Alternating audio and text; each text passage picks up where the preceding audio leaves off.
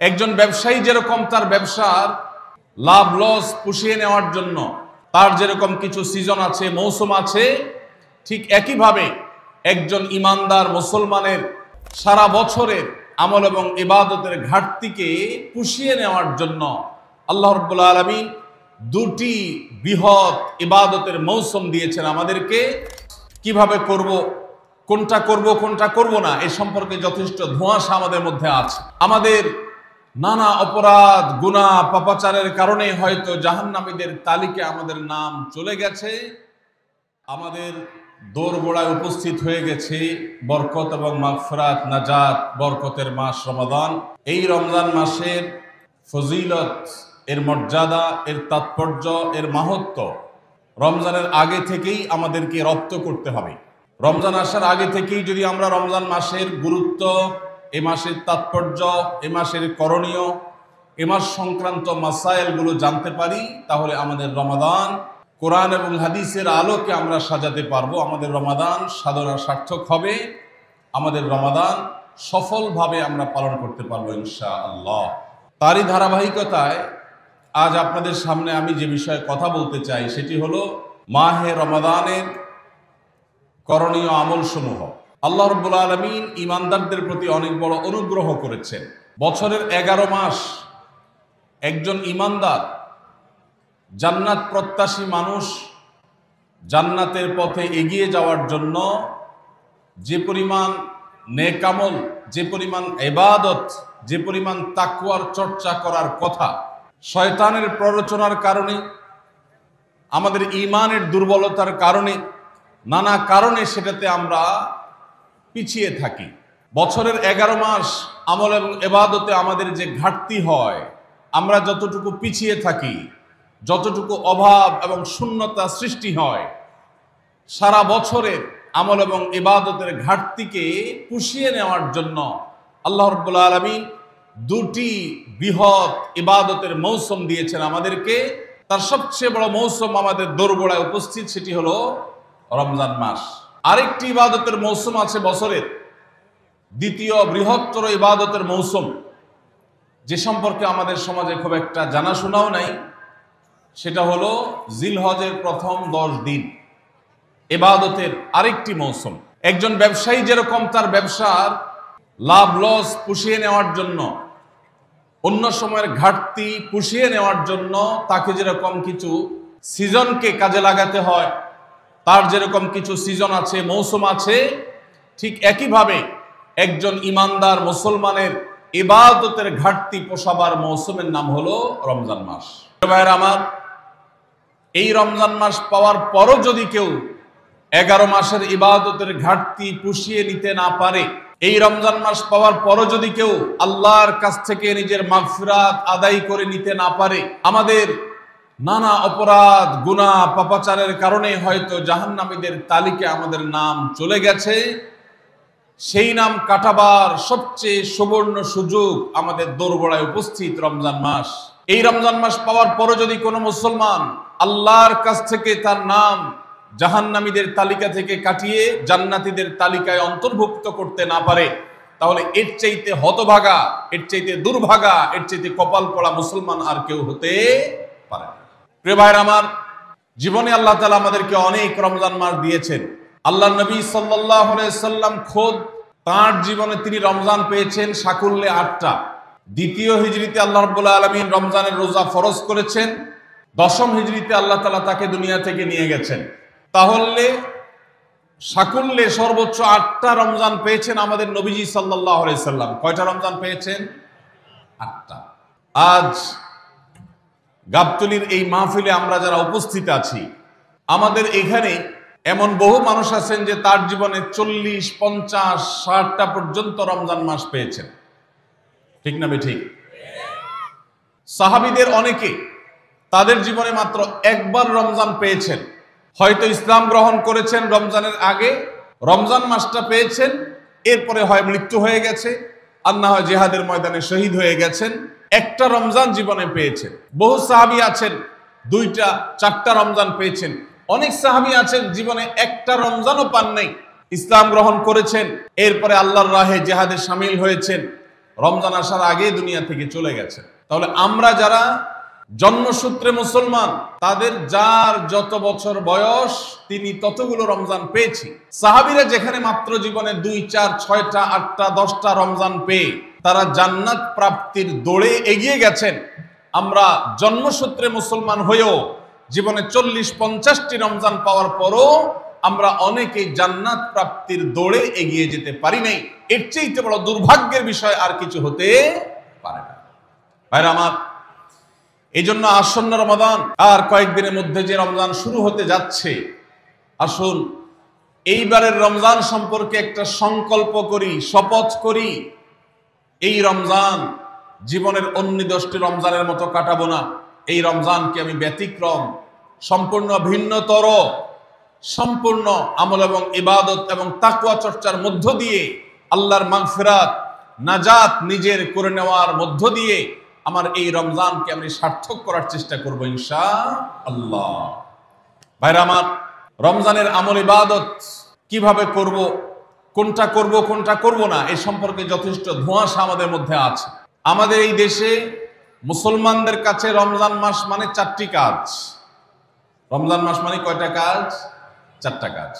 রমজান মানে হলো রোজা রাখা, তারাবির নামাজ পড়া, আর সাহরি খাওয়া, ইফতার খাওয়া, ব্যাস। রোজা, তারাবি, সাহরি, ইফতার, এই 4 জিনিসের নাম হলো আমাদের মুসলমানদের রমজান মাস। অথচ আমাদের প্রিয় নবী সাল্লাল্লাহু আলাইহি ওয়াসাল্লাম রমজান মাসে এই 4 কাজের বাইরে আরো অনেক আমল, অনেক কর্মসূচি, অনেক কার্যতালিকা, অনেক আমলের তালিকা তিনি আমাদেরকে দিয়েছেন, যেটা আমরা মুসলমানরা অনেকেই জানি না। আজ আমরা নবী করিম সাল্লাল্লাহু আলাইহি ওয়াসাল্লাম আমাদেরকে রমজান মাসে যে সমস্ত আমল করতে বলেছেন, আমরা সেই সমস্ত আমলের কথা আপনাদের সঙ্গে খুব সংক্ষেপে শেয়ার করব ইনশাআল্লাহ। কারণ আমি নবী করিম সাল্লাল্লাহু আলাইহি ওয়াসাল্লামের হাদিস থেকে এবং কোরআনে কারীম থেকেও 27টি আমলের কথা আপনাদের সঙ্গে শেয়ার করব ইনশাআল্লাহ, যার সবগুলোই রমাদানের জন্য স্পেশাল, তবে অনেকগুলো রমজানের বাইরের সময়ও আমাদের পালনীয় এবং করণীয়। এ বিষয়ে আমরা এই বছর প্রথমবারের মতো একটা বই করেছি, আপনারা জানেন, মাহে রমজানের 27 আমল। এই বই থেকে আমি 27টি আমল আপনাদেরকে শোনাবো ইনশাআল্লাহ।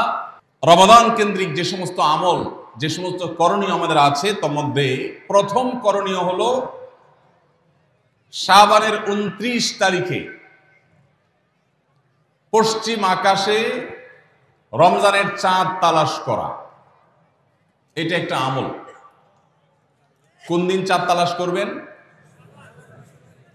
শাবানের 29 তারিখ।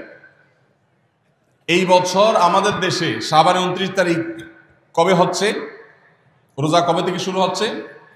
তাহলে 29শে শাবান সন্ধ্যায়, যেদিন থেকে রোজা হওয়ার সম্ভাবনা আছে, সেই দিন সন্ধ্যায় মাগরিবের আগে পশ্চিম আকাশের দিকে চাঁদ অনুসন্ধান করার চেষ্টা করে তাকাবেন।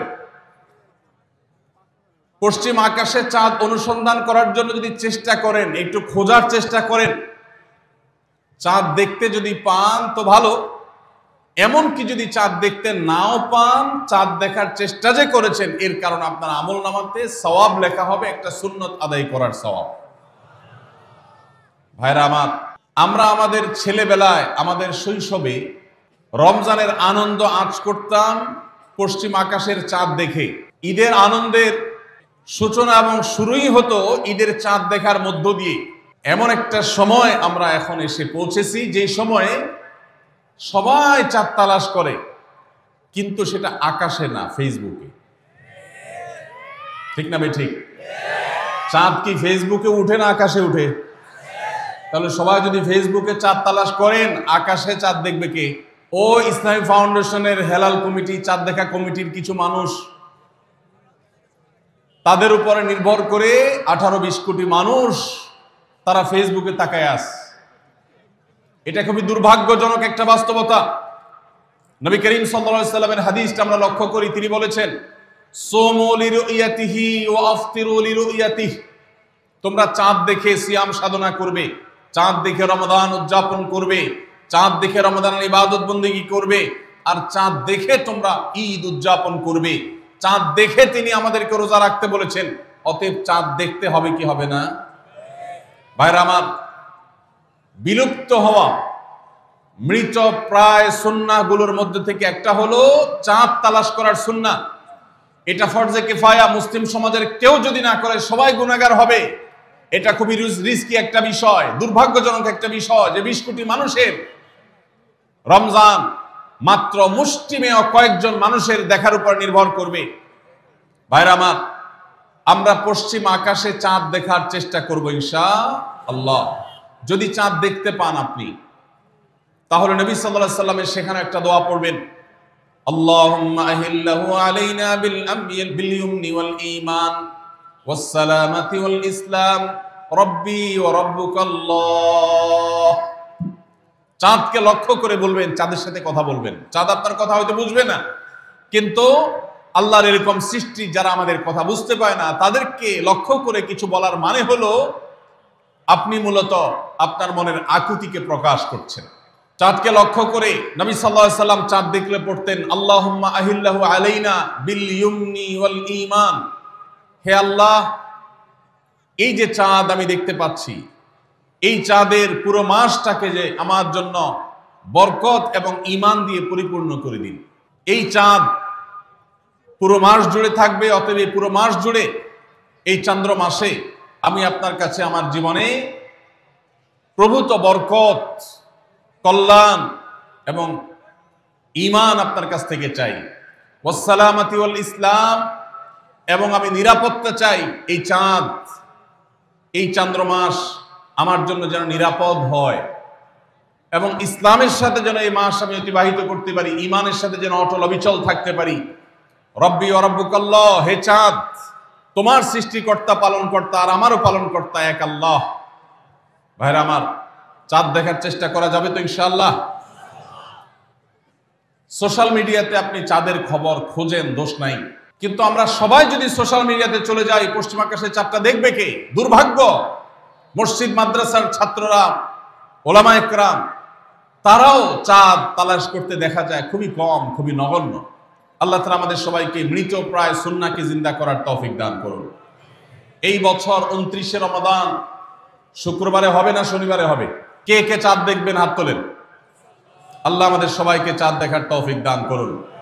মৃত সুন্নাহকে জিন্দা করার নিয়তে চাঁদ দেখবেন ইনশাআল্লাহ। আল্লাহ আমাদের সবাইকে আমল করার তৌফিক দান করুন। ভাইরা আমার, তাহলে রমজান কেন্দ্রিক প্রথম আমল পেয়ে গেলাম, প্রথম কর্মসূচি পেয়ে গেলাম, সেটা হলো শাবানের শেষ তারিখে পশ্চিম আকাশে চাঁদ তালাশ করবো ইনশাআল্লাহ। নাম্বার 2, রমজানের দ্বিতীয় আমল, যেটা রমজানের প্রধান আমল মূলত কি সেটা বলেন দেখি। রমজানের প্রধান আমল কি ভাই? রোজা রাখা। মাশাআল্লাহ, উত্তর সঠিক। রোজা রাখা রমজানের সুন্নত না মুস্তাহাব? ফরজ।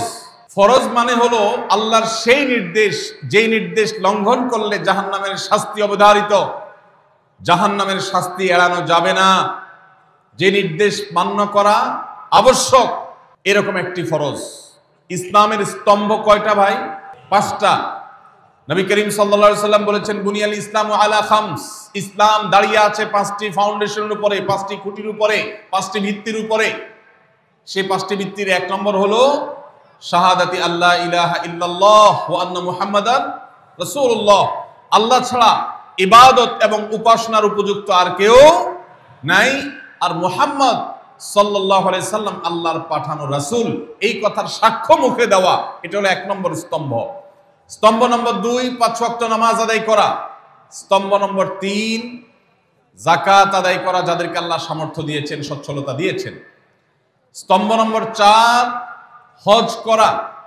স্তম্ভ নম্বর 5, রমজানের রোজা রাখা। তবে অনেক হাদিসে রমজানের রোজাকে 4 নম্বরে আর হজকে 5 নম্বরে রাখা হয়েছে। তাহলে রমজান মাসের রোজা রাখা এটা শুধু ফরজ না, মৌলিক ফরজ। নবী করিম সাল্লাল্লাহু আলাইহি সাল্লাম বলেছেন, যদি কেউ জীবনে একটি রোজাও শরিয়া গ্রাহ্য ওযর ছাড়া কেউ যদি ভঙ্গ করে, রোজা না রাখে, রমজানের পরে যদি সে সারা জীবনও রোজা রাখে, দায় মুক্ত হয়তো হয়ে যাবে, সে কাজা আদায় করেছে, কাফারা আদায় করেছে, দায় মুক্ত হয়তো হয়ে যাবে, কিন্তু রমজানের একটা রোজা রেখে আল্লাহর কাছে যে পরিমাণ মর্যাদার অধিকারী হওয়ার কথা, সারা জীবন রোজা রেখেও রমজানের ওই একটা রোজার ক্ষতিপূরণ করা সম্ভব নয়।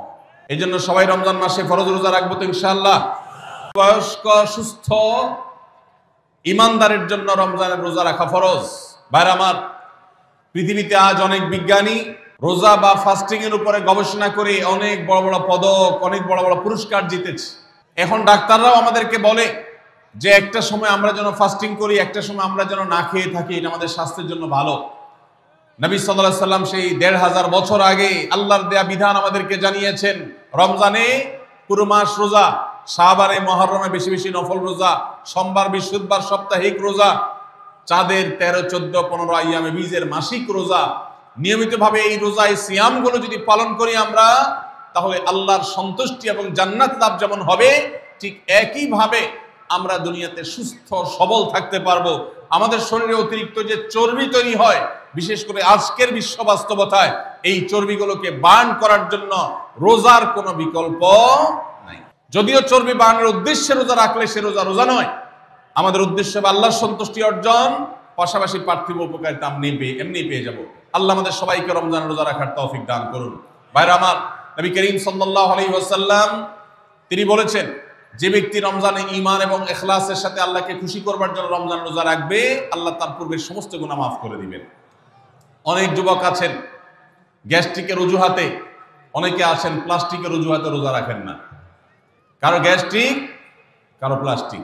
সামান্য একটু রোজা রাখতে যে যুবক পারে না, সে নিজেকে মুসলিম দাবি করে কোন মুখে? মাত্র ১২-১৪ ঘন্টা যে না খেয়ে থাকার মতো চ্যালেঞ্জ নিতে পারে না, সে আবার কিসের মুসলমান দাবি করে নিজেকে? এই জন্য ভাইরা সবাই রোজা রাখবো তো ইনশাআল্লাহ। বাসা বাড়িতে বাচ্চাদেরকে কৈশোর বয়স থেকে তাদেরকে রোজা রাখতে শেখাবেন। সাহাবায়ে কেরাম আশুরার রোজা পর্যন্ত বাচ্চাদেরকে রাখাতেন এবং তাদেরকে খেলনা দিয়ে ভোলাতেন, রোজা রাখতে তাদের সাহায্য করতেন।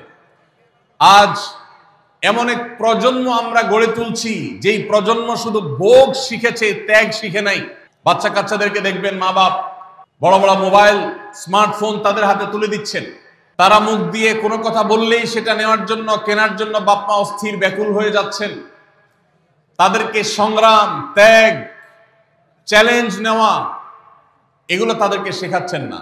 মনে রাখবেন, ভোগ করতে কোনো যোগ্যতার দরকার হয় না, ত্যাগ করতে যোগ্যতার দরকার হয়। ভোগ করতে সবাই পারে, ত্যাগ করতে সবাই পারে না। এই জন্য সন্তানকে ভোগ নয়, ত্যাগ শেখাতে হবে। আল্লাহ আমাদেরকে তৌফিক দান করুন। আপনার বাচ্চা যদি রোজা রাখা শিখে, শখ করে রোজা রাখে, তাকে বাধা দিবেন না, তাকে রোজা রাখতে দিবেন। কারণ সে রোজা রাখার মধ্য দিয়ে গরিব অভাবী মানুষের কষ্ট অনুভব করবে, ফিল করবে। সে রোজা রাখার মধ্য দিয়ে আল্লাহর নৈকট্যের ফিলিংস তার মধ্যে আসবে, ইসলামী সংস্কৃতিকে সে অনুভব করবে, আঁচ করবে। এই জন্য সন্তানকে কৈশোর বয়স থেকেই, কিশোর বয়স থেকেই তাকে রোজা রাখতে সাহায্য করবেন ইনশাআল্লাহ। ঠিক আছে না ভাই? বাচ্চাদের প্রথম হয়তো রোজা অর্ধেক রাখবে, দুপুরে ভেঙে ফেলবে, এরপর না হয় বিকাল পর্যন্ত রাখবে, এরপর না হয় সন্ধ্যা পর্যন্ত রাখবে, কিন্তু অভ্যাস তাকে গড়ে তুলতে হবে। আল্লাহ আমাদেরকে তৌফিক দান করুন। ভাইরা আমার, তাহলে রমজানের প্রধান আমল রোজা রাখা। এই রোজা ইচ্ছাকৃত শরিয়া গ্রাহ্য ওজর ছাড়া ভাঙা জায়েজ নাই, হারাম। যদি কেউ ভাঙে অথবা না রাখে সে ফাসিক। অতএব এই রোজার চর্চা আমাদের করতে হবে। আল্লাহ আমাদের সবাইকে তৌফিক দান করুন। ৩ নম্বর আমল হলো রাতে তারাবির নামাজ আদায় করা। রাতে কি আদায় করা ভাই? তারাবির নামাজ আদায় করা কি ফরজ না নফল? ফরজ না সুন্নত? সুন্নত, সুন্নতে মুআক্কাদা। নবী করিম সাল্লাল্লাহু আলাইহি সাল্লাম বলেছেন, মান সামা মান কামা রমাদানা ঈমানান ওয়া ইহতিসাবা গুফিরা লাহু মা তাকাদ্দামা মিন যামবি। যে ব্যক্তি রমজান মাসে রাতে দাঁড়িয়ে তারাবির নামাজ পড়বে, তার পূর্বের সমস্ত গুনাহ খাতা মাফ করে দেওয়া হবে। এই জন্য তারাবির নামাজ পড়বো তো ইনশাআল্লাহ। তারাবির নামাজ 4G গতিতে হবে না 5G গতিতে? কি বলেন? 4G না 5G? ভাইরা আমার, সবকিছুতে গতি ভালো না, সবকিছুতে গতি ভালো না। নেটের গতি যত বেশি হয় তত ভালো, কিন্তু নামাজের গতি, ইবাদত, সিজদার গতি, তারাবির গতি যত কম হয়, যত ধীরে ধীরে হয়, যত শান্তশিষ্ট ভাবে হয়, তত আল্লাহর কাছে বেশি মর্যাদাবান হয়। অতএব মহল্লার হাফেজ সাহেবদেরকে তাড়াতাড়ি নামাজ শেষ করার জন্য দৌড়ের উপর রাখবেন। ক্রিকেট খেলা আছে হুজুর, আজকে একটু খেয়াল রাখেন, বলবেন? ভাইরা আমার, আমরা তারাবির নামাজের কথা যখন স্মৃতিতে কল্পনায় আমরা ভাবি, তখন আমাদের স্মৃতিতে তুফান মিল মার্কা একটা নামাজ ভেসে উঠে, ঠিক না ঠিক? 5 ওয়াক্ত নামাজ এত তাড়াহুড়া করা হয় না তারাবি যত, অথচ তারাবি এটা তারবিহাত এর বহু বচন আরবি শব্দ, যার অর্থ হলো আরামের সাথে, ধীরস্থিরতার সাথে, রেস্ট করে করে যে নামাজ আদায় করা হয় তার নাম তারাবি। নাম হলো আরামের সাথে করা, আর আমরা করি ব্যারামের সাথে তাড়াহুড়ো করে। এই জন্য এলাকা এলাকা তারাবি ধীরে ধীরে পড়ার জন্য উদ্যোগ নেবেন তো ইনশাআল্লাহ। ইমাম সাহেবদেরকে, হাফেজ সাহেবদেরকে উদ্বুদ্ধ করবেন, ভাই হুলস্থুল করবেন না, কি পড়েন কিচ্ছু বুঝি না, এমন টান দেন শেষে যায় শুধু ইয়ালামুন তালামুন, আর এটা শুনে মনে করেন যে এখন স্টপ হয়েছে, এখন রুকুতে যাইতে হবে। এই নামাজ কি নামাজ? এটা তামাশা। ভাইরা আমার, স্পিডে তারাবি না পড়ে যদি একটু ধীরে তারাবি পড়া হয়, সর্বোচ্চ 15 থেকে 20 মিনিটের ডিফারেন্স হবে, এর বেশি না। মাত্র 15 মিনিটের জন্য আপনার পুরো নামাজকে আপনি বরবাদ করছেন। দেশের বেশিরভাগ মসজিদগুলোতে তুফান মিল মার্কা তারাবি পড়া হয়। এই তারাবি আল্লাহর কাছে কতটা গ্রহণযোগ্য হবে, এটা যথেষ্ট প্রশ্নবিদ্ধ বিষয়। আল্লাহ তাআলা আমাদের সবাইকে ধীরস্থিরতার সাথে খুব শান্তভাবে তারাবির নামাজ আদায় করার তৌফিক দান করুন। চেষ্টা করা যাবে না ইনশাআল্লাহ? ভাইরা আমার, আল্লাহ রাব্বুল আলামিন নামাজের ক্ষেত্রে হুলস্থুলতা পছন্দ করেন না। যার নামাজ যত বেশি সময় নিয়ে আদায় করেন তিনি আল্লাহর কাছে তত শ্রেষ্ঠ, তত ভালো নামাজি। আর যার নামাজে যত হুলস্থুল করা হয় তার নামাজের কোয়ালিটি, মর্যাদা আল্লাহর কাছে তত কম। অতএব আমরা রমজানের তৃতীয় আমল জানলাম তারাবির নামাজ, এবং সেটা ধীরস্থিরতার সাথে আদায় করবো। আল্লাহ আমাদের তৌফিক দান করুন। নাম্বার 4, সাহরি খাওয়া। সাহরি খাওয়া এটা রমজানের একটা আমল। আপনি সারা বছর লাঞ্চ করেন, ডিনার করেন, দুপুরের খানা খান, রাতের খানা খান, সকালে ব্রেকফাস্ট নাস্তা করেন, কিন্তু এর কোনোটা ইবাদত হয় না, এর কারণে আপনি সওয়াব পাবেন না। কিন্তু রমজান মাসে ভোর রাতে ঘুম থেকে উঠে যে আপনি খাবার খাবেন, এই খাবার খাওয়ার জন্য যে উঠলেন এবং খাইলেন, এর কারণে আপনার অ্যাকাউন্টে আপনার আমলনামা আল্লাহ তাআলা সওয়াব জমা করে দিবেন, আপনি রিওয়ার্ড পাবেন, বিনিময় পাবেন। কেন? কারণ নবী করিম সাল্লাল্লাহু আলাইহি সাল্লাম বলেছেন, তাসাহহারু ফাইন্না ফিস সাহুরি বারাকাহ। তোমরা সাহরির খাবার খাবে ভোর রাতে। রোজার মাসে রোজা রাখতে গিয়ে সাহরির খাবার খাবে কেন? কারণ সাহরির যে খানা, এই খানাতে আল্লাহ তাআলা বরকত রেখেছেন। এই খানা খাইলে তার জন্য আমাদের স্পিরিচুয়াল, আধ্যাত্মিক বিভিন্ন রকমের উপকারিতা আল্লাহ তাআলা এর মধ্যে নিহিত রেখেছেন। এর মধ্যে খাদ্য শক্তি আছে, আমাদের এনার্জি হবে শরীরে, রোজা রাখতে সহজ হবে। এর পাশাপাশি সাহরির খাবারে আলাদা একটা বরকত আছে, শেফা, বহুবিধ উপকারিতা আমাদের শরীরের, আমাদের মনের জন্য আল্লাহ তাআলা রেখেছেন। এই জন্য সাহরি খাওয়াটা আলাদা একটা ইবাদত। যদি আপনার সন্ধ্যা রাত্রে বেশি খাওয়া হয়ে যায়, সাহরিতে খানা খাওয়ার মতো মুড না থাকে, অন্তত এক ঢোক পানি, একটা খেজুর, সামান্য কিছু খেয়ে হলেও আপনি সাহরি খাবেন এবং তাতে আপনি সওয়াব পাবেন। কোনো কারণে যদি সাহরি খেতে না পারেন, রাতে উঠতে পারেন নাই, অ্যালার্ম বাজছে কিন্তু শুনেন নাই, উঠে দেখেন ফজরের আজান হয়ে গেছে, তাহলে ওই দিনের রোজা কি হবে নাকি হবে না? হবে। মাশাআল্লাহ, বগুড়ার মানুষ মাসালা জানে, দেখা যায় রোজা হয়ে যাবে ইনশাআল্লাহ। কারণ এই সাহরি খাওয়াটা ফরজও না, ওয়াজিবও না, এটা সুন্নাত। সুন্নাত ছুটে গেলে ইবাদত হয় না, ব্যাপারটা সেরকম না।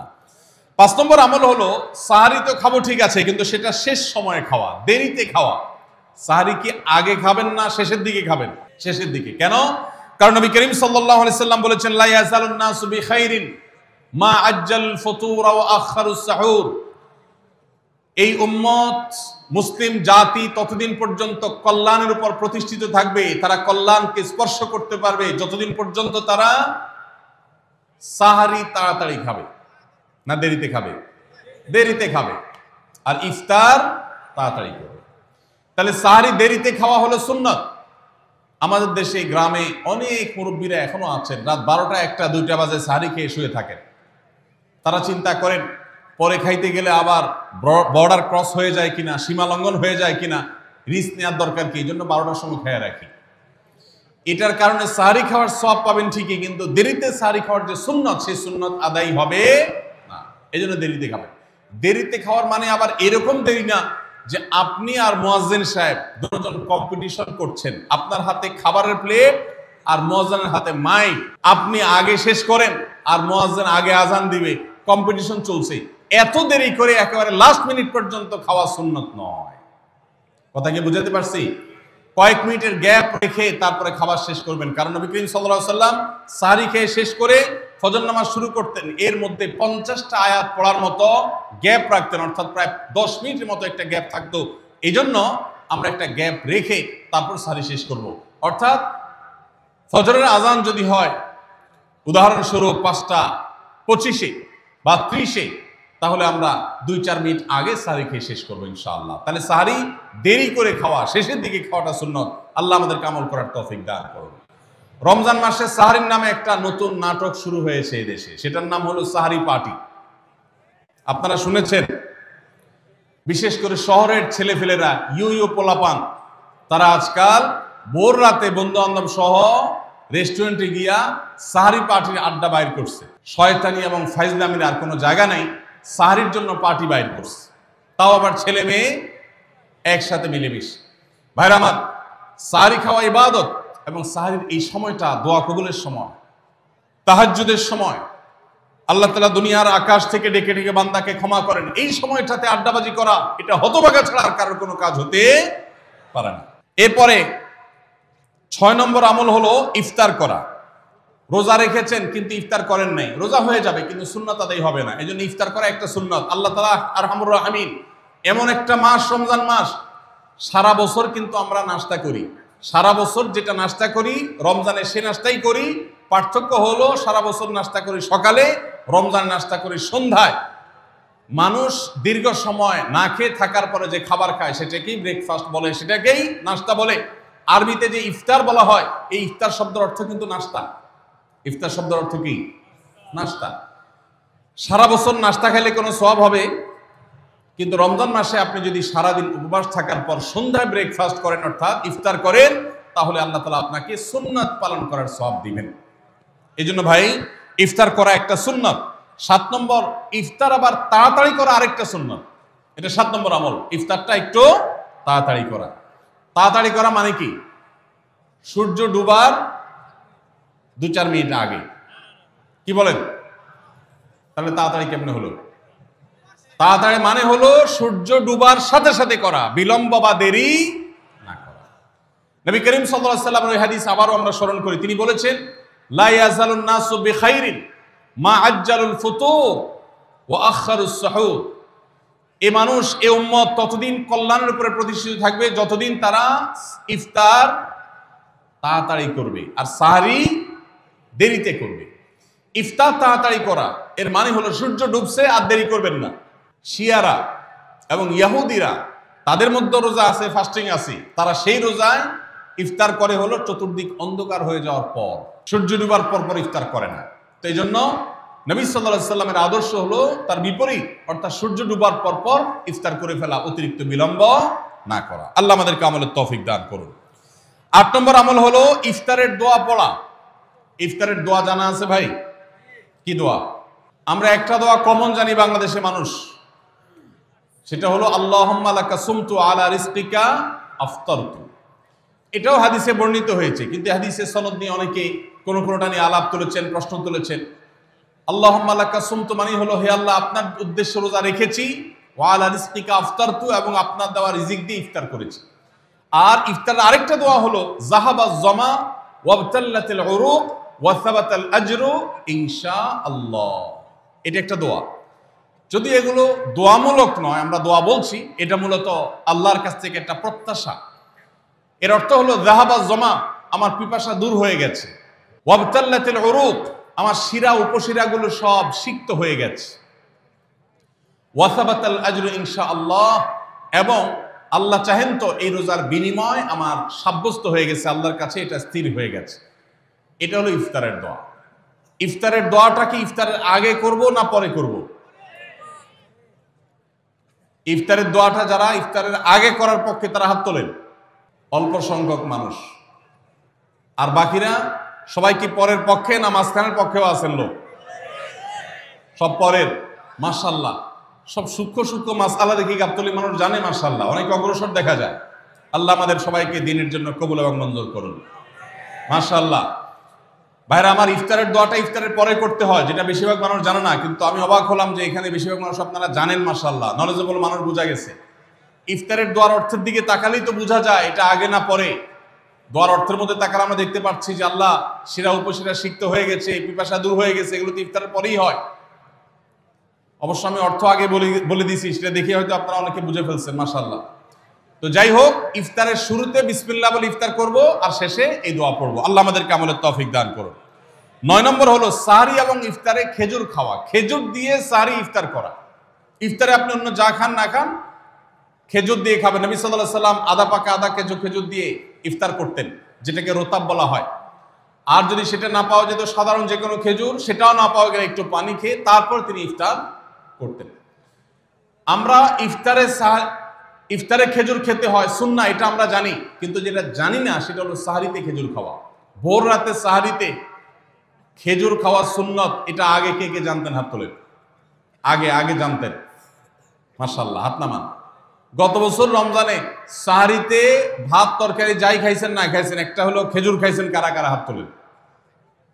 মাশাআল্লাহ, দেখি সব আমল করা মানুষ, মাশাআল্লাহ। তাহলে তার ওয়াজ টোয়াজের কোনো দরকার নেই। এত নলেজেবল মানুষ, এত আমলদার মানুষ যদি এলাকায় থাকে, তাহলে ওয়াজের দরকারটা কি? আল্লাহ আমাদের সবাইকে আমলের তৌফিক দান করুন। ভাইরা আমার, ইফতারে খেজুর খাওয়া যেমন সুন্নাত, সাহরিতেও খেজুর খাওয়া সুন্নাত, কিন্তু খেজুর খাওয়া কোনো ফরজ ওয়াজিব না। খেজুরের দাম বেশি হয়ে গেছে, আপনি কিনতে অপারগ। যদি একটা খেজুরও পুরো রমজানে না খান, আপনার রোজার কোনো অসুবিধা হবে। তবে নবী সাল্লাল্লাহু আলাইহি সাল্লাম যেহেতু ইফতার এবং সাহরিতে খেজুর খেতেন, আর খেজুরে প্রচুর পরিমাণ সুগার আছে, উপকারী, যেটা মানুষের স্বাস্থ্যের জন্য উপকারী, প্রচুর পরিমাণ এনার্জি আছে, খাদ্য শক্তি আছে, সারাদিন রোজা রেখে আমাদের যে সুগারের ঘাটতি হয় সেটা পূরণ করার জন্য সহায়ক হয়। এই জন্য সাহরি এবং ইফতারে খেজুর খাওয়া এমনিতেও উপকারী। আর নবী সাল্লাল্লাহু আলাইহি সাল্লামের সুন্নাত, তিনি বলেছেন, নি'মা সাহুরুল মুমিনি আত-তামার, ঈমানদারের সাহরির আইটেমের মধ্যে সবচেয়ে বেস্ট উত্তম হলো খেজুর। এজন্য অন্য যাই খান না খান, একটু হলো, এক পিস হলো খেজুর খাবেন, ইনশাআল্লাহ সুন্নাত আদায় করার নিয়তে খেলে এই সুন্নাতটা আদায় হয়ে যাবে, আল্লাহ তাআলা তা চাহেন তো। তাহলে 9 নম্বর আমল পেলাম হলো সাহরি এবং ইফতারিতে খেজুর খাওয়া। 10 নম্বর আমল হলো সকল প্রকার পাপাচার বর্জন করা, গুনাহের কাজ থেকে বিরত থাকা। এইটা হলো রমজান মাসের দ্বিতীয় সর্বোচ্চ গুরুত্বপূর্ণ আমল। সিরিয়ালে আমরা 10 নম্বরে বলেছি, কিন্তু 27টা রমজানের স্পেশাল আমলের মধ্যে সবচেয়ে গুরুত্বপূর্ণ আমল হলো রোজা রাখা, আর দ্বিতীয় সর্বোচ্চ গুরুত্বপূর্ণ আমল হলো সব ধরনের পাপাচার বর্জন করা, গুনাহের কাজ ত্যাগ করা। যদি কেউ রমজানে রোজা রাখে, আবার চোখ দিয়ে হারাম জিনিস মোবাইলে দেখে, স্ক্রিনে দেখে, পত্রিকার পাতায় দেখে, অফলাইনে দেখে, পরনারীর দিকে তাকায় থাকে, সে যদি কান দিয়া হারাম জিনিস শুনে, গান বাদ্য, এই সমস্ত কিছু সে যদি উপভোগ করে, তাহলে তার এই রোজা আর উপোস থাকার মধ্যে কোনো পার্থক্য। মনে রাখবেন, রোজা শুধু পেটের হয় না, রোজা চোখের হয়, রোজা কানের হয়, রোজা হাতের হয়, রোজা মুখের হয়, রোজা শরীরের প্রত্যেকটা অঙ্গ প্রত্যঙ্গের হয়।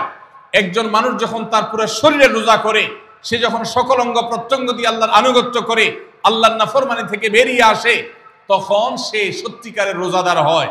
আর যে শুধুমাত্র দিনের বেলায় পানাহার বর্জন করে, যৌনাচার বর্জন করে, আর সমস্ত পাপাচার অপকর্ম সে যথারীতি অন্য সময়ের মতো রমজান মাসেও করে, এই রোজাদার পেটের রোজা রেখেছে, কিন্তু তার শরীরের অন্য অন্য অঙ্গ প্রত্যঙ্গগুলো আল্লাহর কথা শুনে নাই, সো সেগুলো কিন্তু রোজা রাখে নাই। এই রোজা আল্লাহর কাছে মাকবুল এবং গ্রহণযোগ্য রোজা হতে পারে না। অতএব আমরা রমজান মাসে সব ধরনের গুনাহের কাজ বর্জন করবো তো ইনশাআল্লাহ। প্রিয় ভাইরা আমার, রোজা কিন্তু আমাদের সাথে কথা বলে। রোজার ভাষা আমরা অনেকে জানি না, কি বলে সেটা অনেকে বুঝি না, কিন্তু রোজা আমাদের সাথে কথা বলে। কি কথা? সিয়াম শব্দের অর্থ, আমরা যেটাকে রোজা বলছি সেটা কোরআনের ভাষায় বলা হয় সিয়াম, হাদিসে বলা হয়েছে সেটাকে সওম বা সিয়াম। এই সওম বা সিয়াম একই শব্দ, এর অর্থ হলো বিরত থাকা। এর অর্থ হলো কি ভাই? বিরত থাকা, ব্রেক দিতে জানা। আল্লাহ রাব্বুল আলামিন রোজার মতো ইবাদত দিয়েছেন আমাদেরকে জীবনে ব্রেক দেওয়ার অভ্যাস গড়ে তোলার জন্য। আমরা যেন ব্রেক দিতে শিখি, আমরা যেন থামতে শিখি, আমরা যেন নিজেদেরকে নিয়ন্ত্রণ করতে শিখি। ইসলামের যে বৈশিষ্ট্য, ইসলামের যে বিউটি, ইসলামের যে সৌন্দর্য, সেটা হলো ইসলাম পৃথিবীর মানুষকে আত্মনিয়ন্ত্রণ করবার কথা বলে। আজ ভোগবাদী পৃথিবীর যেদিকে তাকাবেন, চতুর্দিকে দেখতে পাবেন শুধু ভোগের হাতছানি। দুনিয়াটা মস্ত বড়, খাও দাও আর ফুর্তি করো। শুধুমাত্র ফুর্তি ফুর্তি এবং ফুর্তি, ভোগ এবং ভোগ এবং ভোগ। গোটা পৃথিবী আপনাকে ভোগের কথা বলবে, ত্যাগের কথা বলবে না। ইসলাম আপনাকে ত্যাগের কথা বলে। আপনি ঈদ উদযাপন করবেন, ঈদ উল ফিতর, সেখানে পর্যন্ত ইসলাম বলে আগে গরিবের বাসায় ফিতরা পৌঁছাবে, তারপর তুমি ঈদগাহে যাবে, ঈদের আনন্দ করবে। আপনি কোরবানির ঈদে পশু জবাই করে গোশত খাবেন, উৎসব করবেন। ইসলাম বলে ভালো কথা, তুমি উৎসব করবে, তোমাকে উৎসব করতেই দেওয়া হয়েছে, কিন্তু আগে গরিবের বাসায়ও গোশত পাঠাবে ঈদের, সেটা নিশ্চিত করবে, তার পাশাপাশি তুমি ঈদ উদযাপন করবে। আমরা যে রমজানের রোজা রাখি, এই রোজা আমাদেরকে বিরত থাকার কথা বলে। সেই বিরত থাকাটা কি? সেটা হলো আমরা যখন রোজা রাখি আমাদের পিপাসা হয়, আমাদের ক্ষুধা লাগে, পিপাসা হয়, আবার হাতের সামনে হয়তো পানিও আছে। আমার ক্ষুধা লাগে, হাতের সামনে হয়তো খাবারও আছে, কেউ দেখছেও না, সিসি ক্যামেরাও নেই, বদ্ধ রুমে কক্ষের মধ্যে, কিন্তু আমি রোজাদার। কোন রোজাদার রোজার মধ্যে খায়, পান করে? কেন? কারণ সে জানে আল্লাহ নিষেধ করেছে। আমরা যখন ইফতার সামনে নিয়ে বসে থাকি সন্ধ্যাবেলা, ভাইরা আমার, সারা বছর নাস্তা তো আল্লাহ তাআলা কম হোক বেশি হোক সবাইকে করার তৌফিক দেন, আমরা সবাই তো কম বেশি নাস্তা করি সারা বছর। আপনি যদি বুফে গিয়ে 100 আইটেমের নাস্তা দিয়েও আপনি খাবার গ্রহণ করেন, সকালের ব্রেকফাস্ট আপনি খান, ইফতারের সময় মাত্র 2-4টা আইটেম নিয়ে বসে থেকে আজানের জন্য, সূর্য ডুবার জন্য যে অপেক্ষা করেন, ওই অপেক্ষার সময় যে অবর্ণনীয় স্বাদ আর তৃপ্তি পাওয়া যায়, পৃথিবীর সমস্ত খাদ্য গ্রহণের মধ্যেও এই তৃপ্তি বা স্বাদ নাই। নবী সাল্লাল্লাহু আলাইহি ওয়াসাল্লাম সেজন্য বলেছেন, লিসসাইমি ফারহাতান, রোজাদার ব্যক্তিকে দুটি আনন্দ দেওয়া হয়, ফারহাতুন ইনদা ফিতরি ওয়া ফারহাতুন ইনদা লিকাই রাব্বি। একটা আনন্দ হলো ইফতারের সময়, অবর্ণনীয়, ভাষায় প্রকাশ করবার অযোগ্য। কি ভালো লাগা কাজ করে, ইফতারের জন্য আমরা বসে আছি, খাবার সামনে আছে, রকমারি শীতল শরবত সামনে আছে, রকমারি খাবারের পসরা সাজানো আছে টেবিলে, দস্তরখানে, এদিকে পেটে ক্ষুধাও আছে, কিন্তু আমরা মিনিট গুনছি, আমরা সময় দেখছি, ঘড়ির দিকে তাকিয়ে আছি, সূর্য কখন ডুববে। সূর্য ডুবেছে আর সাথে সাথে আমরা ইফতার করছি। এই যে আল্লাহর নির্দেশের অপেক্ষা, ইসলাম রোজার মাধ্যমে আমাদেরকে সেই শিক্ষাটা দিতে চায়। রোজা আমাদের সাথে সেই কথা বলে যে দেখো, তুমি জীবনে বিরত থাকতে শিখো, গোটা পৃথিবী তোমাকে ভোগ শিখাবে, ইসলাম তোমাকে ত্যাগ শিখাবে, ইসলাম তোমাকে কন্ট্রোল করা শিখাবে। আমাদের তরুণদের চরিত্রকে নষ্ট করবার জন্য, তাদেরকে নানাভাবে উস্কানি দেওয়ার জন্য, বিনোদনের নামে, নিউজের নামে, বিজ্ঞাপনের নামে, বিভিন্ন নামে অশ্লীল নানা দৃশ্য, খোলামেলা দৃশ্য তাদের সামনে দেখানো হয়, ভোগের আহ্বান করা হয়। ইসলাম বলে, হে মুসলিম তরুণ, তোমার চোখের এরিয়ার মধ্যে কোনো পরনারী, কোনো সুন্দরী নারী পড়ে গেছে, তুমি আজ করতে পেরেছ, সাথে সাথে তোমার দৃষ্টিকে তুমি নিয়ন্ত্রণ করো, অবনত করো। কুল্লিল মুমিনিনা ইয়াগুদ্দু মিন আবসারিহিম ওয়া ইয়াহফাযু ফুরুজাহুম। আল্লাহ বলেছেন, হে রাসূল বলে দিন ঈমানদার পুরুষদেরকে, তারা যেন তাদের চোখগুলোকে নামিয়ে রাখে, তাদের সম্ভ্রমকে তারা সংরক্ষণ করে। মনে রাখবেন, যা খুশি তা করতে পারা এটা যোগ্যতা নয়। নিজেকে নিয়ন্ত্রণ করলাম, যা খুশি তা করব না, এর নাম হলো যোগ্যতা। ডায়রিয়ার রোগী ডাইরেক্ট হয়ে যায়, যা খুশি যে করে, নিজের মন যেদিকে তাকে নাচায় সেদিকে নাচে, এই লোকটা অসুস্থ মানুষের মতো। আর মুসলিম যুবক, মুসলমান মানুষ, নারী পুরুষ, সে নিজেকে নিয়ন্ত্রণ করে। আল্লাহ এটা হারাম করেছেন, আমার মন চায়, চাইলেই আমি সেটা নিতে পারি, কিন্তু আমি নেব না। আমি একটা জিনিস ধরতে পারি, আল্লাহ হারাম করেছেন, সেজন্য আমি ধরবো না। এই শিক্ষাটা রমজান আমাদেরকে দেয়। অতএব রমজানের সবচেয়ে গুরুত্বপূর্ণ আমল হলো এই 10 নম্বর আমল, সেটা হলো পাপাচার বর্জন করা।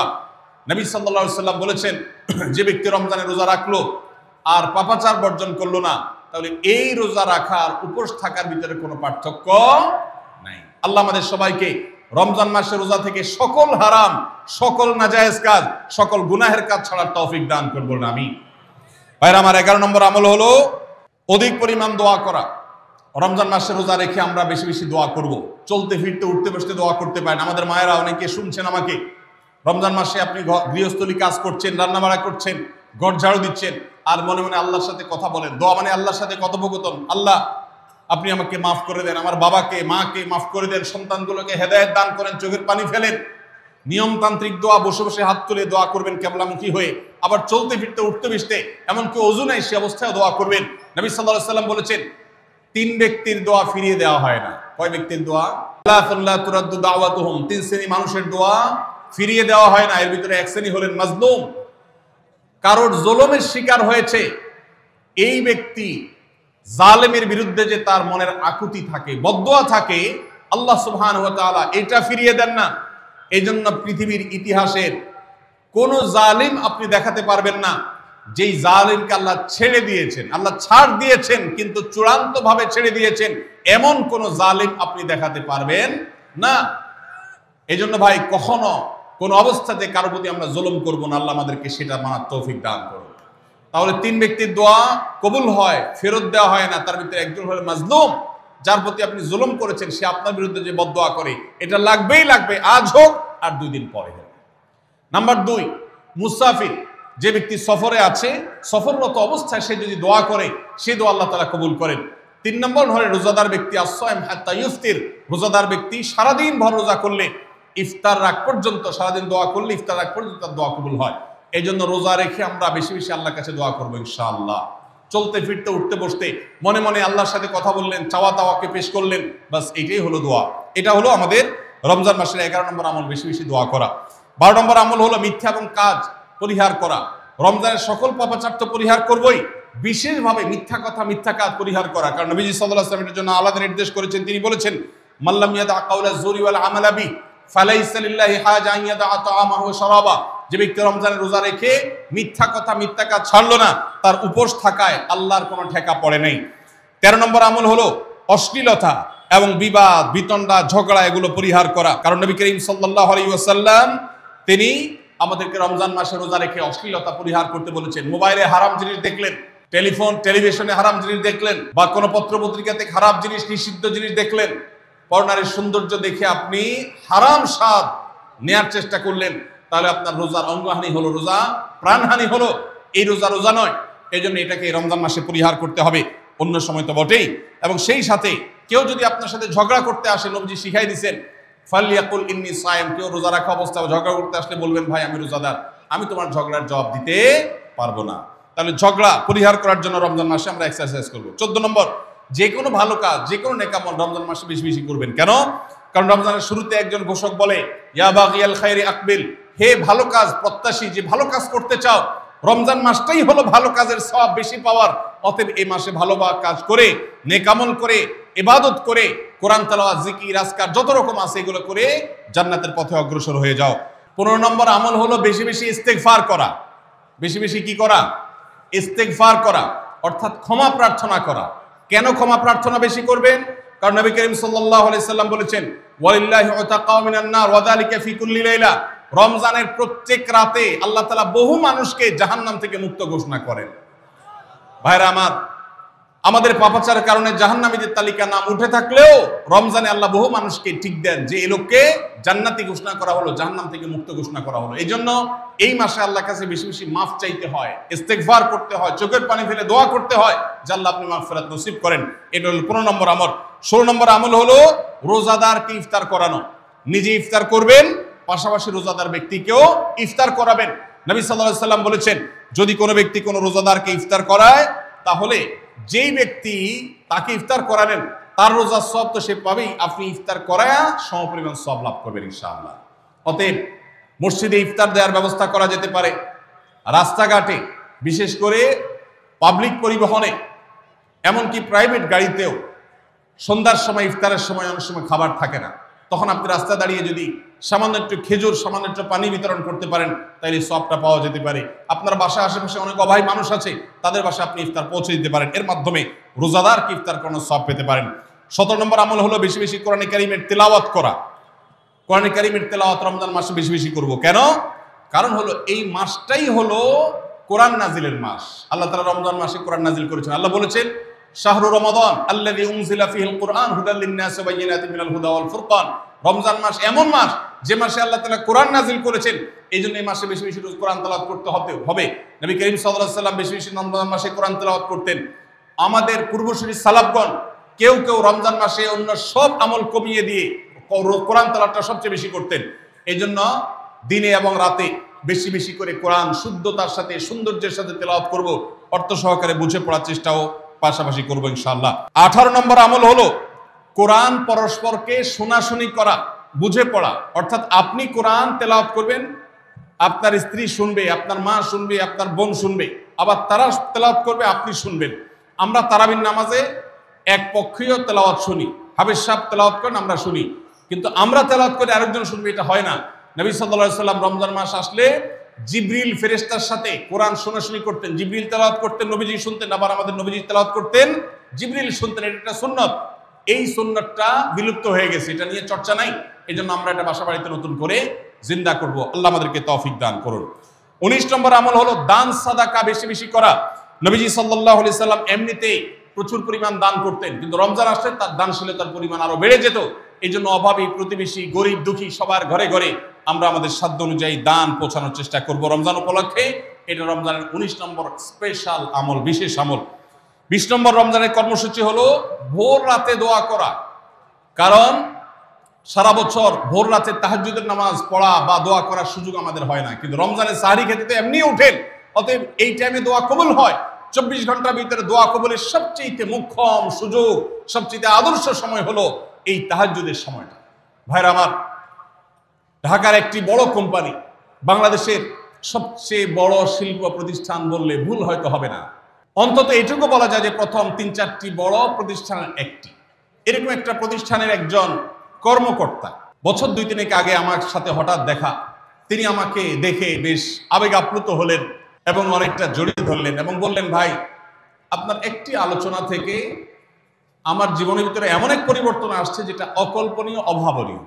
তো আমি একটু কৌতূহল হয়ে জানতে চাইলাম কোনটা সেটা। তখন তিনি বললেন, ভাই, আমার জীবনে এমন একটা রোগ হয়েছে, যেই রোগ ট্রিটমেন্ট করার জন্য দেশে বিদেশে বিভিন্ন জায়গায় গিয়েছি, কোনো চিকিৎসা এর আমি পাই নাই।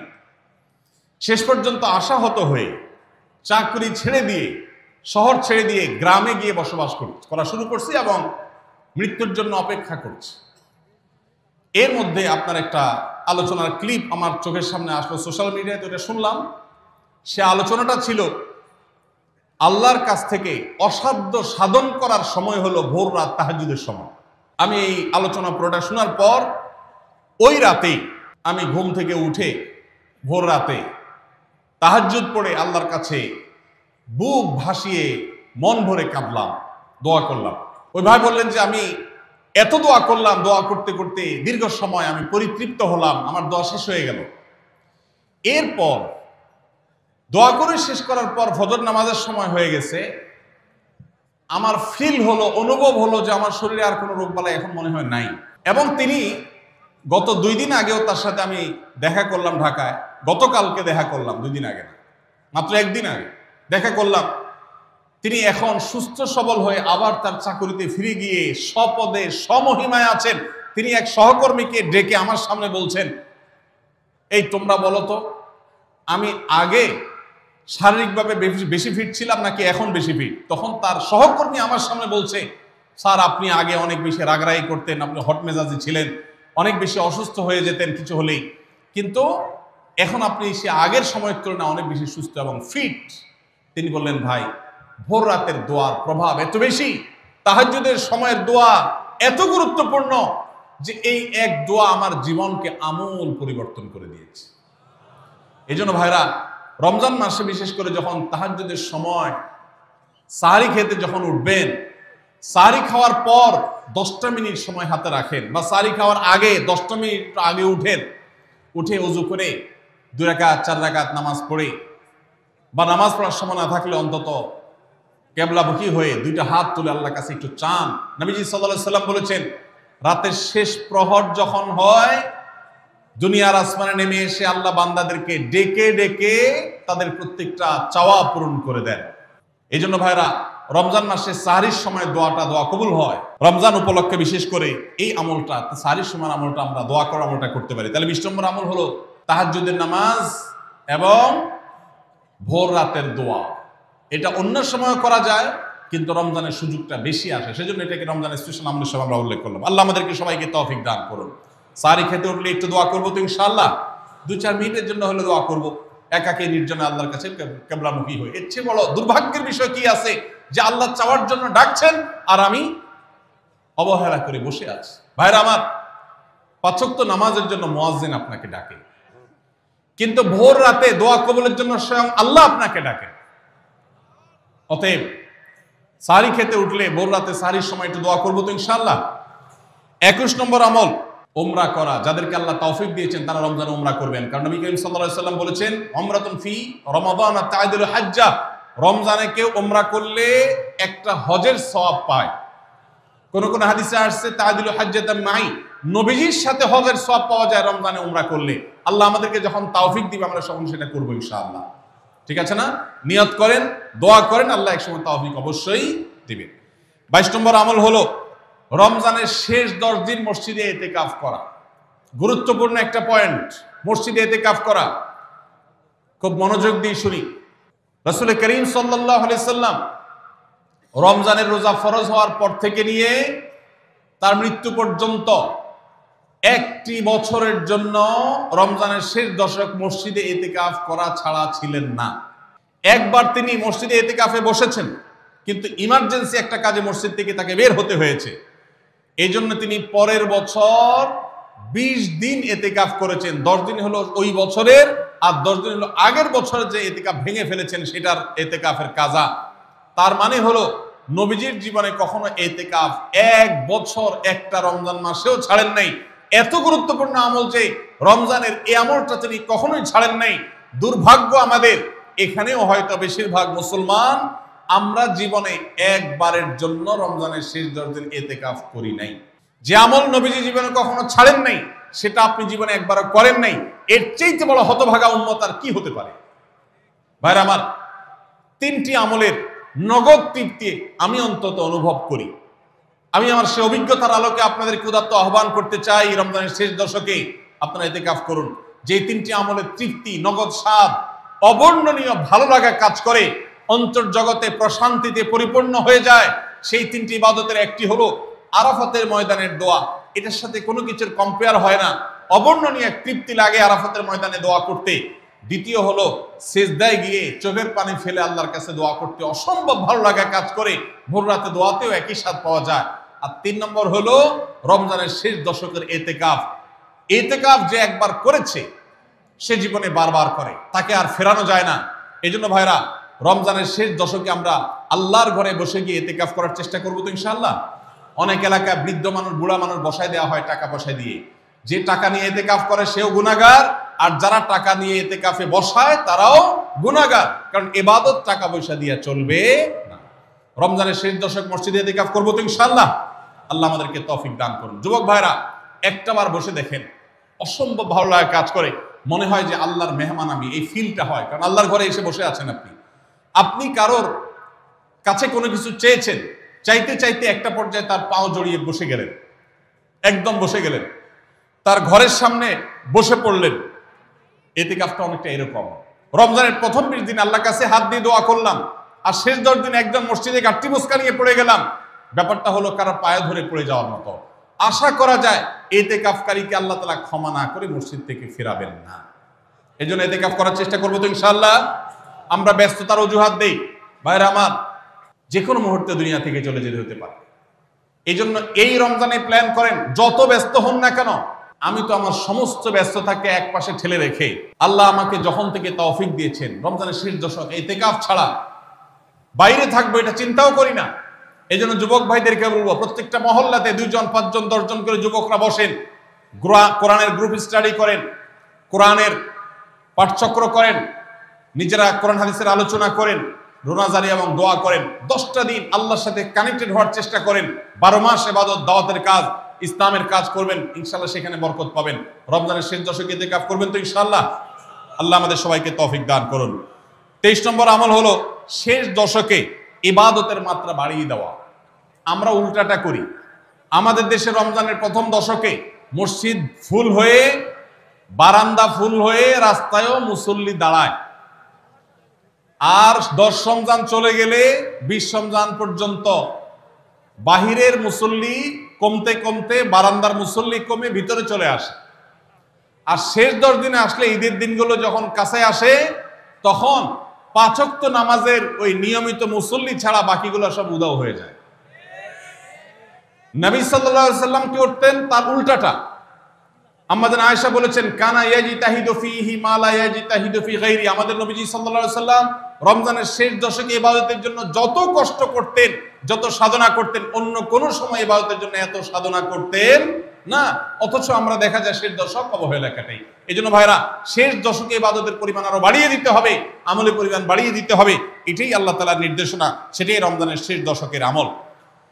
24 নম্বর আমল হলো শেষ দশকে পরিবারকে ঘুম থেকে ডেকে তোলা। এটা আলাদা সুন্নাহ। নবী সাল্লাল্লাহু আলাইহি ওয়াসাল্লাম রমজানের শেষ দশক হলে কানা ইযা দাখালাল আশর আহইয়া লাইলা ওয়া আইকাযা আহলা। তিনি পরিবারকে ঘুম থেকে ডেকে তুলতেন এবং স্ত্রী সঙ্গ ত্যাগ করতেন। শেষ দশক কোমর বেঁধে ইবাদত করতেন। এটা 24 নম্বর আমল। তাহলে শেষ দশক পরিবারকে ঘুম থেকে ডেকে তোলা। নবীজি অন্য কোন সময় ঘুম থেকে ইবাদতের জন্য ডাকতেন না, নফল নামাজ যার ইচ্ছা সে পড়বে, যার ইচ্ছা পড়বে না। কিন্তু শেষ দশক এত বড় অফার, এত বড় সুযোগ, কারণ লাইলাতুল কদর শেষ দশকে আছে। এই জন্য এই দশকে ইবাদতের জন্য পরিবারকে তিনি ডেকে তুলতেন। তারা শুয়ে থাকুক, তিনি এটা সহ্য করতেন না। এই জন্য 24 নম্বর আমল হলো রমজানের শেষ দশকে পরিবারকে ঘুম থেকে ডেকে তোলা এবং স্ত্রী সঙ্গ ত্যাগ করা শেষ দশকের জন্য। 25 নম্বর আমল হলো লাইলাতুল কদর অনুসন্ধান করা। রমজানের শেষ দশকের প্রত্যেকটা রাতে কিন্তু শবে কদর হতে পারে, বিশেষ করে বেজর রাতে 21, 23, 25, 27, 29 এই রাতগুলোতে লাইলাতুল কদর হওয়ার সম্ভাবনা অনেক জোরালো। সৌদি আরবের মানুষ তাদের বেজর রাতে তালাশ করবে, আমরা আমাদের বেজর রাতে তালাশ করব ইনশাআল্লাহ। নবীজি সাল্লাল্লাহু আলাইহি ওয়াসাল্লাম বলেছেন যে তাহাররাউ লাইলাতুল কদর ফিল বিতি মিনাল আশরিল আওয়াখির মিন রমাদান। রমজানের শেষ দশকের বেজর রাতগুলোতে তোমরা শবে কদর হতে পারে সে আশা বেশি বেশি করে ইবাদত বন্দেগী করো। লাইলাতুল কদর ইবাদতকে আল্লাহ বলেছেন লাইলাতুল কদরি খায়রুম মিন আলফি শাহর। 1000 মাস, 1000 মাস ইবাদত করলে যে সওয়াব পাওয়া যাবে, লাইলাতুল কদরের এক রাতের ইবাদতের সওয়াব তার চাইতে বেশি হবে। সেই রাত কোনটা আল্লাহ নির্দিষ্ট করেন নাই। এজন্য শেষ দশকের প্রত্যেকটা রাতেই ইবাদত করার চেষ্টা করা, স্পেশালি বেজর রাতগুলোতে। 26 নম্বর আমল হলো লাইলাতুল কদরের আশায় বিশেষ দোয়া পড়া। সেটা কি? আল্লাহুম্মা ইন্নাকা আফুউন তুহিব্বুল আফওয়া ফাআফু আন্নী। আল্লাহ আপনি ক্ষমাশীল, আপনি ক্ষমাকে ভালোবাসেন, অতএব আমাদেরকে ক্ষমা করে দিন। এটা রমজানের শেষ দশকের প্রত্যেক রাতেই পড়বেন। যে রাতটা একটু শান্ত শিষ্ট, একটু শীতল, একটু বৃষ্টিভাব, একটু লাইলাতুল কদরের আবহাওয়া বোঝা যায়, সেই রাতকে লাইলাতুল কদর আশা করে প্রত্যাশা করে বেশি বেশি দোয়া পড়বেন, আল্লাহুম্মা ইন্নাকা আফুউন তুহিব্বুল আফওয়া ফাআফু আন্নী। তাহলে 26 নম্বর আমল হলো লাইলাতুল কদরের দোয়া পড়া। আর 27 নম্বর সর্বশেষ আমল হলো ফিতরা আদায় করা। অর্থাৎ রমজান মাসের রোজাতে যদি ভুল ত্রুটি হয়, এটা রিফাইন্ডের কাজ হয়ে যায়, রিফ্রেশমেন্টের কাজ হয়ে যায় ফিতরার মাধ্যমে। প্রত্যেক সচ্ছল ব্যক্তি তার নিজের পক্ষ থেকে, নিজের স্ত্রী এবং নিজের ছোট বাচ্চাদের তরফ থেকে ফিতরা আদায় করবেন। প্রাপ্তবয়স্ক সন্তান থাকলে তারা তাদেরটা আদায় করবে, আর না হলে বাবা তাদেরটা আদায় করতে পারে। ফিতরা স্বরূপ গরিবদের বাসায় একদিনের খাবার এটা পৌঁছে দিতে হবে। এটা হলো ফিতরা। ঈদের নামাজের আগ পর্যন্ত এটা আদায় করার নির্দেশ নবী সাল্লাল্লাহু আলাইহি ওয়াসাল্লাম দিয়েছেন। তাহলে 27 নম্বর আমল হলো ফিতরা আদায়। এটার মাধ্যমে রমজানের আমল শেষ হয়ে যাবে। আমি আবার এক নজরে 27টি আমল আপনাদেরকে বলে দিচ্ছি। নাম্বার 1 চাঁদ দেখা, নাম্বার 2 রোজা রাখা, নাম্বার 3 তারাবির নামাজ আদায় করা, নাম্বার 4 সাহরি খাওয়া, 5 নম্বর আমল হলো শেষ সময় সাহরি খাওয়া, 6 নম্বর আমল হলো ইফতার করা, 7 নম্বর আমল হলো তাড়াতাড়ি ইফতার করা, এবং 8 নম্বর আমল হলো ইফতারের দোয়া পড়া, 9 নম্বর আমল হলো সাহরি এবং ইফতারে খেজুর খাওয়া, 10 নম্বর আমল হলো রমজান মাসের সকল গুনাহ বর্জন করা, 11 নম্বর আমল হলো বেশি বেশি দোয়া করা, 12 নম্বর আমল হলো মিথ্যা কথা এবং কাজ পরিহার করা, 13 নম্বর আমল হলো অশ্লীলতা এবং ঝগড়া বিবাদ রমজানের রোজা রেখে না করা, 14 নম্বর আমল হলো ভালো কাজের পরিমাণ এই মাসে বাড়ায় দেওয়া, 15 নম্বর আমল হলো বেশি বেশি আল্লাহর কাছে ক্ষমা চাওয়া, কারণ এই মাসে আল্লাহ বেশি ক্ষমা করেন মানুষকে, 16 নম্বর আমল হলো অন্য রোজাদারকে ইফতার করানো, তাদের বাসায় ইফতার পাঠানো, আর 17 নম্বর আমল হলো বেশি বেশি কোরআন তেলাওয়াত করা, 18 নম্বর আমল হলো কোরআন নিজে পড়ে আরেকজনকে শোনানো, আবার তার তেলাওয়াত নিজে বসে শোনাশুনি করা, 19 নম্বর আমল হলো দান সাদেকা করা, 20 নম্বর আমল হলো তাহাজ্জুদ এবং বিশেষ করে ভোর রাতে সারি খেতে উঠে দোয়া করা, আর 21 নম্বর আমল হলো উমরা করার সামর্থ্য থাকলে, 22 নম্বর আমল হলো ইতিকাফ করা শেষ দশকে, 23 নম্বর আমল হলো শেষ দশকের বেজর রাতে, শেষ দশকের প্রত্যেকটা রাতে ইবাদতের পরিমাণ বাড়িয়ে দেওয়া এবং বিশেষভাবে রাত্রি জাগরণ করা শেষ দশক। আর 24 নম্বর আমল হলো শেষ দশকে নিজের পরিবারকে ঘুম থেকে ডেকে তোলা, স্ত্রী সঙ্গ ত্যাগ করা। 25 নম্বর আমল হলো লাইলাতুল কদর অনুসন্ধান করা। 26 নম্বর আমল হলো লাইলাতুল কদরের বিশেষ দোয়া পাঠ করা। আর 27 নম্বর আমল হলো ফিতরা দেওয়া। আল্লাহ আমাদের সবাইকে এই 27টা আমল দিয়ে আমাদের রমজান মাসকে সাজাবার তৌফিক দান করুন।